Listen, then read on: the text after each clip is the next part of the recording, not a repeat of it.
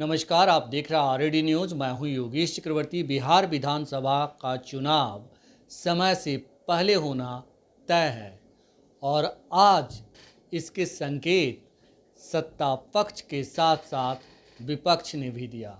दरअसल आज आरजेडी की 28वां स्थापना दिवस था।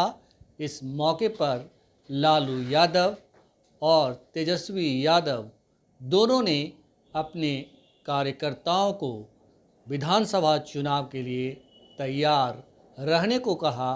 तेजस्वी यादव ने तो यहाँ तक कह दिया कि समय से पहले चुनाव निश्चित है, इसीलिए तैयार रहें।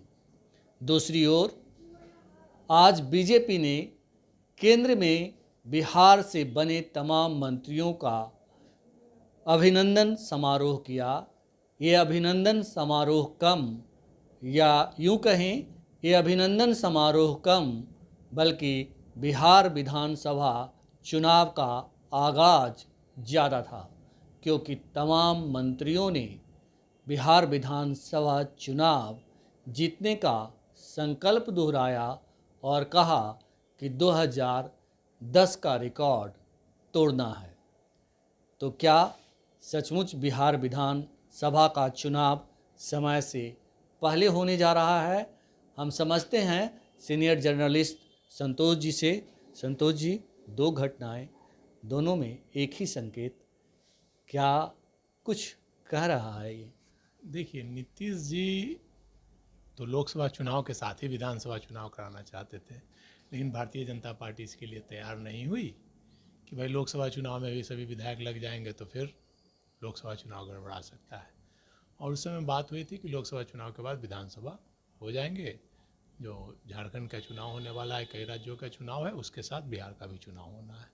तो इसी बात को लेकर के कयास लगाए जा रहे हैं, अटकलें लगाई जा रही है कि विधानसभा का चुनाव झारखंड के साथ नवंबर में होना है। और नीतीश जी इसके लिए पहले से तैयार हैं। भारतीय जनता पार्टी को केवल ओके करना है, हरी झंडी देना है। क्योंकि नीतीश जी जो तीसरे नंबर पार्टी का जो उन पर धब्बा लगा हुआ है, उससे वो उबरना चाहते हैं कि भाई लगातार वो तीसरे नंबर की पार्टी इतना डेवलपमेंट करने के बावजूद, इतना काम करने के बावजूद, उनके कारण भी जो नरेंद्र मोदी फिर प्रधानमंत्री बन गए, लेकिन वो तीसरे नंबर की पार्टी है। बिहार में मात्र उनका 40-45 विधायक है। तो ये मतलब उन्हें लगता है कि भाई, और इसके लिए कोई दूसरा आदमी जिम्मेवार नहीं है, भारतीय जनता पार्टी जिम्मेवार है, लोक जनशक्ति पार्टी चिराग पासवान जिम्मेवार है। क्योंकि भारतीय जनता पार्टी ने ही चिराग पासवान को आगे करके, ऐसा मतलब राजनीतिक गलियारे में ऐसी चर्चा है, ऐसी बातें कही जाती है कि भाजपा ने ही, और जदयू नेता भी इस बात को कहते हैं कि भाजपा ने ही हराने का काम किया था नीतीश जी को तीसरे नंबर की पार्टी का। उसके बाद भाजपा जदयू को तोड़ने का भी प्रयास की थी, तो नीतीश कुमार आरजेडी के साथ चले गए थे। तो नीतीश जी की दिली इच्छा है कि जल्द से जल्द विधानसभा चुनाव हो जाए और 5 साल के लिए वो निश्चिंत हो जाए, मुख्यमंत्री के रूप में रहें। अभी हो जाएगा तो 29 तक रहेंगे, 29-30 तक लगातार मुख्यमंत्री रहेंगे। और मुझे लगता है कि वो आखिरी पाली होगी, लेकिन उनका स्वास्थ्य अभी भी ठीक नहीं है और उनकी सरकार के खिलाफ एक एंटी इनकम्बेंसी का भी मामला आ रहा है और कई बातें आ रही हैं। नीतीश कुमार जी को तो लग रहा है कि अभी गठबंधन बहुत बढ़िया है, अच्छा गठबंधन है। चिराग पासवान भी मंत्री हैं केंद्र में, फिर जीतन राम मांझी भी मंत्री हैं, भाजपा भी अभी अल्पमत की सरकार है तो वो भी कोई पॉलिटिक्स नहीं करेगी, और ये उपेंद्र कुशवाहा को भी राज्यसभा भेजा जा रहा है, उन्हें भी मंत्री बना दिया जा रहा है। तो उन्हें लगता है कि समीकरण बहुत ही अच्छा अभी है, और निश्चित तौर पर समीकरण तो बहुत अच्छा है। बिहार का जो जातीय समीकरण है उसके लिहाज से तो अभी बहुत ही बेहतर है। अभी चुनाव होगा तो निश्चित तौर पर जो भारतीय जनता पार्टी के लोग कह रहे हैं कि भाई 2010 की पुनरावृत्ति होगी, 2010 की, तो मुझे लगता है कि अगर वोटों का बिखराव नहीं हुआ, नीतीश जी के खिलाफ एंटी इनकम्बेंसी ना हुई, भारतीय जनता पार्टी के जो वोटर हैं अपर कास्ट, वो नीतीश जी को वोट दे देते हैं, तो निश्चित तौर पर 2010 की पुनरावृत्ति तो नहीं हो सकती है, लेकिन उसके आसपास रह सकते हैं, 150 से ऊपर सीटें आ सकती हैं। लेकिन बिहार की जो राजनीति है, जो स्थिति है, वो 10 साल में, अभी अब 15 साल, 10 और आज 14 साल हो गए, 14 साल में बहुत दशा बदल गई है। पानी सर से ऊपर निकल चुका है। बिहार की राजनीति ने करवट लेना शुरू कर दिया है। 20 में ही बदलाव की स्थिति आ गई थी, तो मुझे लगता है कि 25 में जैसा नीतीश जी सोच रहे हैं वैसा होना मुश्किल दिख रहा है। क्योंकि जो वोटर हैं, अब वोटर ऊब चुके हैं नीतीश जी का चेहरा देखते देखते, और नीतीश जी बुजुर्ग हो गए हैं। एक ही राग भाई, जंगल राज, एक ही राग जंगल राज नीतीश जी का है। भाजपा का भी एक ही राज जंगल राज। अब 20 साल होने को है लगभग केंद्र और बिहार में भाजपा की सत्ता है, तो अब नीतीश जी डेवलपमेंट की है, तो अब डेवलपमेंट पे चर्चा होनी चाहिए, लेकिन वो अभी वही राग आलाप रहे हैं। आज संतोष जी, अभिनंदन समारोह में तमाम केंद्रीय मंत्रियों ने बस यही राग अलापा कि जंगल राज की स्थापना फिर नहीं होने देनी है। क्या बिहार की जनता सचमुच जो है इस मतलब मुद्दे पर आने वाले 2025 के विधानसभा चुनाव में वोट करेगी? देखिए, जनता कुछ नहीं वोट करती है, जनता का बस पार्टी और गठबंधन से जुड़ा हुआ है। अगर जंगल राज की बात है तो 15 में तो लालू और नीतीश बनकर सरकार बना लिए थे, कहाँ जंगल राज की बात आई थी? 15 में लालू और नीतीश मिलकर चुनाव लड़े थे, तो जनता ने तो लालू के नाम पर वोट दिया था। फिर 20 में भी तो जनता ने दिया वोट ना, भले चिराग पासवान ने वोट काटा, लेकिन सबसे बड़ी पार्टी तो है। तो जंगल राज का रोना अब नहीं चलने वाला है। जंगल राज जैसा कुछ था नहीं, वो मीडिया का ट्रेंड बनाया हुआ था कि जंगल राज, ऐसी कोई बात ही नहीं थी जंगल राज जैसी। मुझे तो लगता है कि आज से ज़्यादा माँ बेटियाँ उस समय सुरक्षित थी। हाँ, आपराधिक घटनाएं होती थी, और उस समय जो जंगल राज की स्थिति थी, कौन करते थे? जितने सामंतवादी लोग थे, जितने अपर कास्ट के लोग, वही लोग ज़्यादातर जो आतंक मचाते थे, नरसंहार करते थे, कौन करने वाले थे? रणवीर सेना के प्रमुख कौन थे? पांडव सेना के प्रमुख कौन थे? लेकिन यही लोग नरसंहार करते थे। और बिहार सरकार को बदनाम करने के लिए जंगल राज बोलने वाले कौन थे? मीडिया में कौन थे? मीडिया में वही सामंतवादी लोग थे, चाहे ब्यूरोक्रेट में कौन थे, चाहे न्यायपालिका में कौन थे। जंगल राज बोलने वाले कौन थे? कोई गरीब गुरबा था क्या? कोई दलित समाज के लोग थे क्या? कोई पिछड़ी जाति के लोग थे क्या? जंगल राज बोलने वाले सारे सवर्ण समाज के लोग थे। लेकिन संतोष जी, स्वर्ण समाज जो भाषा बोलता है, वही भाषा दलित, पिछड़े, अति पिछड़े के लोग समझते हैं ज़्यादा, क्योंकि उसी आधार पर वोटिंग होती है, उनमें मोबिलाइजेशन की क्षमता होती है। ऐसा आपने लोकसभा चुनाव में भी देखा कि जिस तरह से लोकसभा चुनाव के दौरान एनडीए की हालत खास्ता थी, फिर भी 30 सीट जीत गए।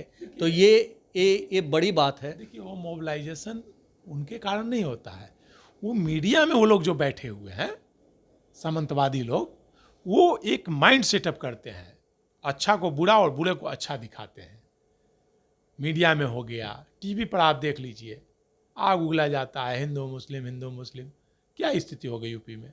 कहाँ चला यूपी में सवर्णों का साम्राज्य, सामंतवादियों का कहाँ चला? तो वहाँ तो पिछड़ों दलितों की गोलबंदी हुई। बिहार में भी हो जाती, पिछड़ों दलितों को की गोलबंदी हो गई थी, लेकिन उसमें नीतीश जी ने धोखा दिया इंडिया गठबंधन को और फिर वापस चले गए। अगर नीतीश जी इधर रहते तो आज स्थिति उलट रहती। और 15 में कहाँ गया, 20 में कहाँ गया? बोलने से नहीं होता है। सवर्ण समाज बोलते रहे, लेकिन आप देख लीजिए 20 में क्या आप ये कह रहे हैं कि तेजस्वी यादव जो दावा कर रहे हैं कि 2025 में या जब भी चुनाव हो हम तैयार हैं, और इस बार महागठबंधन की सरकार, इंडिया गठबंधन की सरकार? देखिए, केवल बोलने से सरकार नहीं बनेगी, इसके लिए उनको करना पड़ेगा। जो मतलब चापलूसों के चुंगल में जो घिरे हुए हैं, उनसे बाहर निकलना पड़ेगा। उन्हें पूरे बिहार का भ्रमण करना पड़ेगा, पद यात्रा करना पड़ेगा। पद यात्रा पर वो जाएंगे और पद यात्रा पर निकलेंगे, पद यात्रा पर लोगों को बताएंगे कि भाई देखो आरक्षण को कैसे छीना जा रहा है। अब तो केंद्र में नीतीश जी की समर्थन से सरकार है, 9वीं अनुसूची में आरक्षण को क्यों नहीं शामिल किया जा रहा है? उनको मुद्दा रखना चाहिए। पुल पुलिया क्यों गिर रहे हैं? बिहार में इतने आपराधिक घटनाएं क्यों हो रही थी? आज आपराधिक घटनाओं का रिकॉर्ड देखिएगा तो लालू राज से ज़्यादा आपराधिक घटनाएं हो रही है, लेकिन वो मीडिया में नहीं आ रही है वो बातें। वो उनको गांव-गांव पैदल घूमना, एसी रूम से बाहर निकलना पड़ेगा। जिस प्रकार अखिलेश यादव ने साइकिल से पूरा यूपी की खाक छानी थी, तब जाकर सत्ता में आए थे। तो तेजस्वी यादव को निकलना पड़ेगा। केवल बोलने से सत्ता नहीं आने वाली। अभी के हिसाब से देखेंगे बोलने से तो लोकसभा चुनाव में कितने सीटों पर आगे रहे? 50 से 60 सीटों पर मात्र आगे रहे हैं, 60 सीटों पर, तो उतना ही सीटें ना आएगी। हाँ, भाजपा का वोट बैंक था, नीतीश जी का एंटी इनकम्बेंसी है, तो फिर आप सबसे बड़ी पार्टी बन के रह जाइएगा, फिर 10 सीट से पिछड़ जाइएगा। आपको और लोगों को जोड़ना पड़ेगा, समाज को जोड़ना पड़ेगा, आपको कुंठा से बाहर निकलना पड़ेगा। और जिस प्रकार से साधु सुभाष से घिरे रहते थे लालू प्रसाद बदनाम हुए, आप भी तो 2 पीए को एक आपने भी राज्यसभा भेज दिया, पीए को आपने, आपका एक पीए पेपर लीक मामला में नाम आ रहा है। तो ऐसे लोगों से घिरे रहिएगा तो कहाँ से सत्ता आएगा? सत्ता एकदम पहुँच करके सच्चा से दूर हो जाइएगा। तो ऐसे चापलूसों से दूर होना होगा, जनता से डायरेक्ट संवाद करना पड़ेगा, लोगों से मिलना पड़ेगा, लोगों की बात सुननी होगी। जिस प्रकार राहुल गांधी गांव-गांव घूमे, लोगों की बात सुने, लोगों से मिले, लोगों का नब्ज पकड़ा, तब उन्होंने घोषणा पत्र जारी किया। तो आप एसी कमरे में बैठकर हेलीकॉप्टर से घूम करके आप कीजिएगा तो संभव नहीं है सत्ता आना। जी जी जी बिल्कुल। और ये लोकसभा चुनाव में देखने को भी मिला, खास करके सीमांचल के इलाके में आरजेडी का सुपड़ा साफ हो गया एक तरह से। ये बताएं सर कि जिस तरह से तेजस्वी यादव दावा कर रहे हैं और फिर लालू यादव जो आरजेडी सुप्रीमो हैं उन्होंने भी कहा कि ये सरकार जो पीएम मोदी की सरकार है वो बहुत ज़्यादा दिन चलने वाली नहीं है, हम वो सरकार चली जाएगी, हमारी सरकार बनेगी। तो इस तरह के दावे में और हकीकत में आप कितना अंतर देखते हैं? देखिए, जहाँ नीतीश जी हैं तो वहाँ वो सरकार स्थिर नहीं रह सकती। नीतीश जी पलटी मारेंगे ही, इसमें आप लिख लीजिए। उन जहाँ बोलते हैं ना, नाना करके प्यार तुम्ही से कर बैठे, करना था इनकार मगर इकरार तुम्ही से कर बैठे, एक बहुत पुराना गाना है। तो नीतीश जी का वही है, जितना वो ना बोलते हैं कि नहीं जाएंगे नहीं जाएंगे, मतलब वो जाएंगे और वो बस कुर्सी की यारी है उनकी। और देखिएगा, आप बोले ना, अभी देखिए विधानसभा चुनाव अगर होता है उसके बाद वो उपराष्ट्रपति पद में दावा करेंगे, राष्ट्रपति में दावा करेंगे। बिहार को 9वीं अनुसूची में अगर नहीं शामिल किया जाता है, बिहार की जातीय जनगणना जो आरक्षण यहाँ लागू किया गया है उसको 9वीं अनुसूची में नहीं शामिल किया जाएगा तो तेजस्वी यादव पूरा बिहार घूमेंगे। और भारतीय जनता पार्टी 9वीं अनुसूची में शामिल नहीं कर सकती है क्योंकि उसका सवर्ण वोट नाराज हो जाएगा, जो उसका बेस वोट बैंक है। तो नीतीश जी के करने पर वो 9वीं अनुसूची में नहीं शामिल कर सकती है, और 9वीं अनुसूची में शामिल नहीं करेगी तो उनको नुकसान होगा। तेजस्वी यादव पूरा बिहार घूमेंगे। तेजस्वी यादव को तो हर पूरे बिहार में ये मुद्दा बताना चाहिए कि 9वीं, अब नीतीश जी क्यों नहीं 9वीं अनुसूची में शामिल करवा रहे हैं? बिहार आरक्षण के तो बिहार सरकार ने दे दिया था, उसको हाईकोर्ट के माध्यम से रोक लगा दिया गया। 9वीं अनुसूची में शामिल करा लिया जाए, पार्लियामेंट से उसको पारित कर दिया जाए, बस हो जाएगा। आरक्षण देना मजबूरी है, न्यायालय भी उस पर कुछ नहीं कर पाएगा। अगर नीतीश जी सही मायने में आरक्षण देना चाहेंगे, जिस प्रकार जातीय जनगणना किए थे वो तेजस्वी यादव के साथ रह के, तो अभी केंद्र सरकार पर दबाव डाले, और नहीं करेगी तो समर्थन वापस लेंगे, फिर कांग्रेस के साथ जाएंगे, कांग्रेस 9वीं अनुसूची में शामिल करेगी और केंद्र में सत्ता पलटेगी, आप जान लीजिए। मांझी तो कह रहे हैं कि सभी ढोंगी हैं जो आरक्षण की बात करते हैं, जय भीम करते हैं। तो देखिए, अभी कुर्सी मिली है तो नया मांझी जी नया नया अभी मंत्री बने हैं भारत सरकार में, तो सत्ता सरकार की बात तो भूलेंगे ही ना, बाकी लोग तो उनको बुरे लगेंगे ही ना। कल तक वही आरक्षण की बात करते थे, तो क्या वो ढोंगी थे? समाज के हित की बात करना क्या ढोंग है जो लोग कर रहे हैं आरक्षण की बात? आरक्षण जरूरी है भाई, आरक्षण नहीं रहेगा तो जीतन राम मांझी आज चुनाव जीत जाते क्या? अगर उनको इतना ही कुबत है तो समान सीट से चुनाव लड़कर दिखा दे। चिराग पासवान आरक्षण का विरोध करते हैं तो समान सीट से चुनाव लड़कर दिखा दे। ये ढोंग कैसे हो सकता है? बिना आरक्षण के वो चुनाव ही नहीं जीत सकते हैं। बिल्कुल। आपने कहा कि 2020 में चिराग पासवान की वजह से आरजेडी को इतनी सीटें मिल गई, अन्यथा नहीं मिलती। अब आज जो अभिनंदन समारोह था बीजेपी का, उसमें जेडीयू और बीजेपी के तमाम मंत्री तो आए, लेकिन चिराग पासवान अभिनंदन समारोह से गायब रहे। तो इसे आप कैसे देखते हैं? देखिए, उसे क्या देखा जाए। अभी तो देखिए, चिराग पासवान अभी कहीं नहीं जाने वाले हैं। चिराग पासवान अभी नया नया मंत्री बने हैं, 10 साल के इंतजार के बाद मंत्री बने हैं, तो अभी एनडीए छोड़ने वाले नहीं हैं अभी। हाँ, जब उनको श्योर हो जाएगा कि कांग्रेस तरफ जाएंगे, वहाँ भी मंत्री अच्छा मंत्रालय मिलेगा, तभी वो नीतीश कुमार के साथ वो भी जाएंगे। फिलहाल वो जाने वाले नहीं हैं। जब नीतीश जी पलटी मारेंगे और चंद्रबाबू नायडू मारेंगे तभी वो भी मानेंगे। सत्ता श्योर देखने के बाद ही मानेंगे। लेकिन वो होना है, आज हो, 2 साल बाद हो, साल भर बाद हो, लेकिन वो होना तय है, आप जान लीजिए। वो होना तय है, और इसके साथ ये भी तय है कि समय से पहले बिहार में विधानसभा के चुनाव होने। निश्चित तौर पर विधानसभा का चुनाव समय से पहले होना है, और केंद्र सरकार को भी टाइम लगेगा, राष्ट्रपति चुनाव तक सरकार जाएगी, मतलब बदलेगी, लेकिन बदलेगी सरकार। ये सरकार स्थिर रहने वाली नहीं है, क्योंकि मोदी जी का जो नेचर है, वो उनका जो तानाशाही रवैया है, वो सब लोग बर्दाश्त नहीं करते। जब तक फुल मेजोरिटी थी लोगों ने बर्दाश्त किया, और वो बर्दाश्त नहीं लोग करेंगे। सबको तोड़ कर चलना, सबको जोड़ कर चलना, हिंदू मुस्लिम, प्रधानमंत्री कहीं हिंदू हिंदू करता है? प्रधानमंत्री के लिए तो सब लोग बराबर हैं।